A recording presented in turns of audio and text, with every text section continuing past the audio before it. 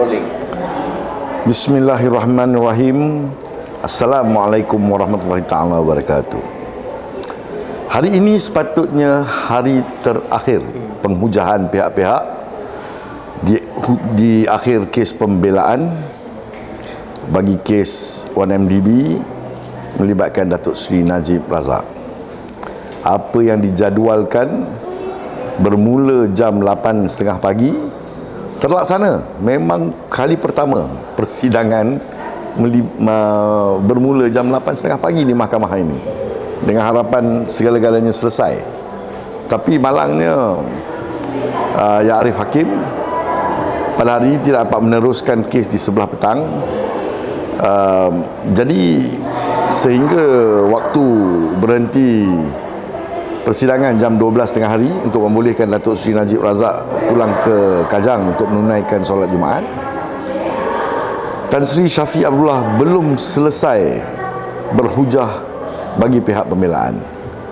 Jadi beliau memohon supaya ada satu lagi persidangan diadakan sebagai tambahan, mungkin hanya separuh hari, bagi membolehkan beliau melangsaikan hujahan bagi pihak pembelaan.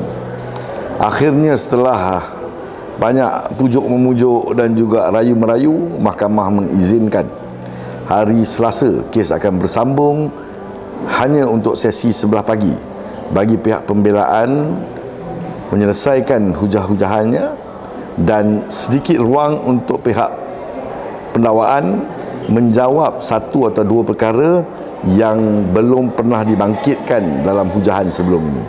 Jadi hanya terhad kepada perkara-perkara yang belum berbangkit. Perkara yang mereka sudah jawab sebelum ini tidak boleh disentuh lagi. Jadi hari ini amat menarik sekali. Hujahan saudara Wan, peguam pembelaan, disusuli dengan hujahan Tan Sri Shafie, membangkitkan beberapa isu yang cukup menarik. Perkara pertama sekali yang menjadi hujahan hebat ialah isu hearsay seperti yang dijangkakan.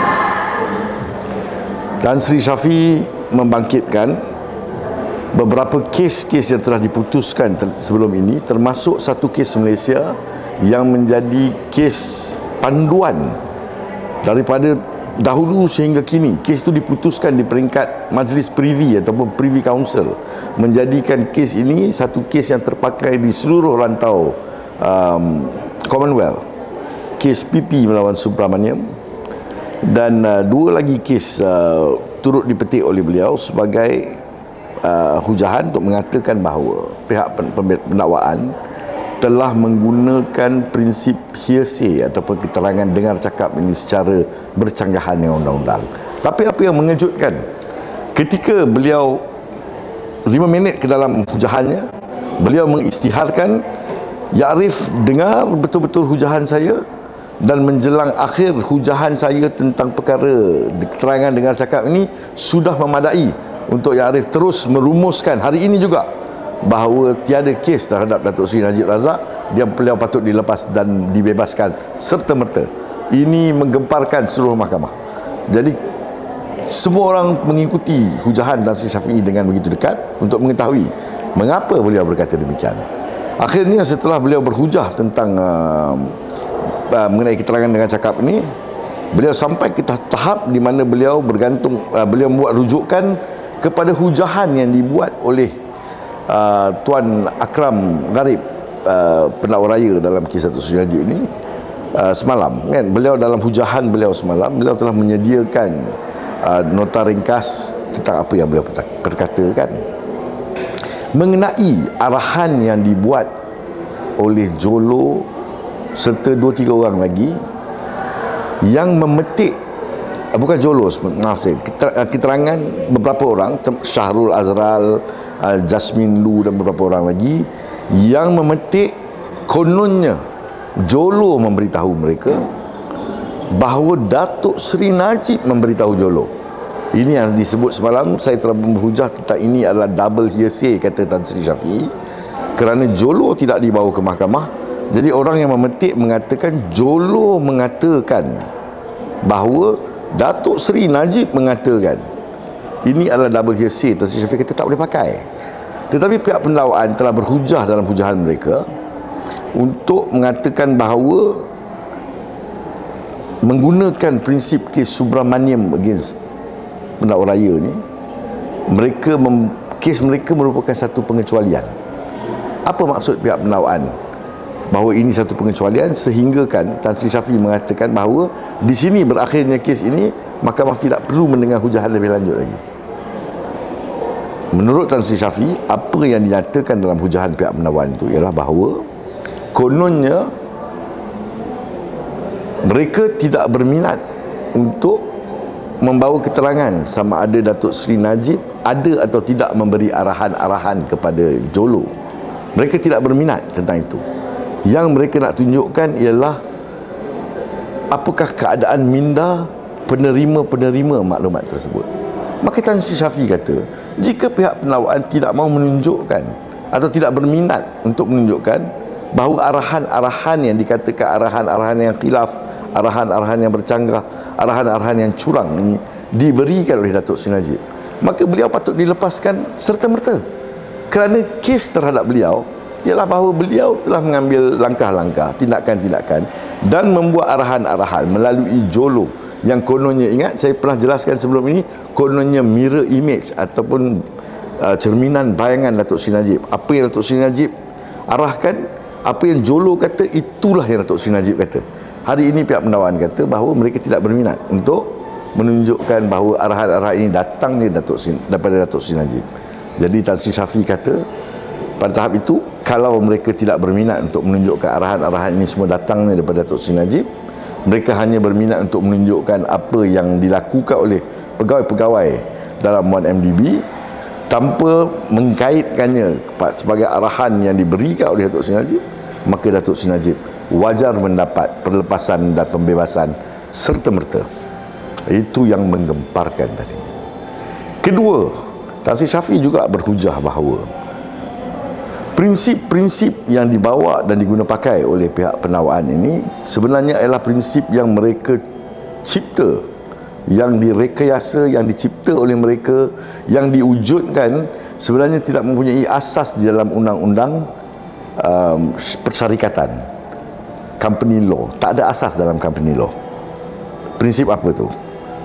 Prinsip kononnya arahan top down ataupun mirror image ini tidak wujud dalam undang-undang syarikat. Dari mana pihak pendakwaan mendapat konsep ini? Kononnya Jolo adalah merupakan mirror image kepada Datuk Seri Najib. Kononnya perjalanan syarikat 1MDB ini mengikut arahan top down. Tidak ada. Yang Tan Sri Shafie kata ada dalam undang-undang syarikat ialah prinsip-prinsip seperti alter ego. Orang ini sebenarnya dialah the thinking mind ataupun pemikir ataupun minda syarikat, ataupun dia adalah the willing power yang menggerakkan syarikat, the willing mind, the thinking mind dan the alter ego. Ini adalah prinsip-prinsip yang ada di dalam undang-undang syarikat, tapi prinsip-prinsip ini telah diketepikan. Pihak pendakwaan mencipta prinsip-prinsip mereka sendiri seperti top down dan mirror image. Menurut Tan Sri Shafie, mereka melakukan ini kerana mereka tidak boleh membawa hubungan antara Datuk Seri Najib dan Jolo ataupun hubungan Datuk Seri Najib sebagai penasihat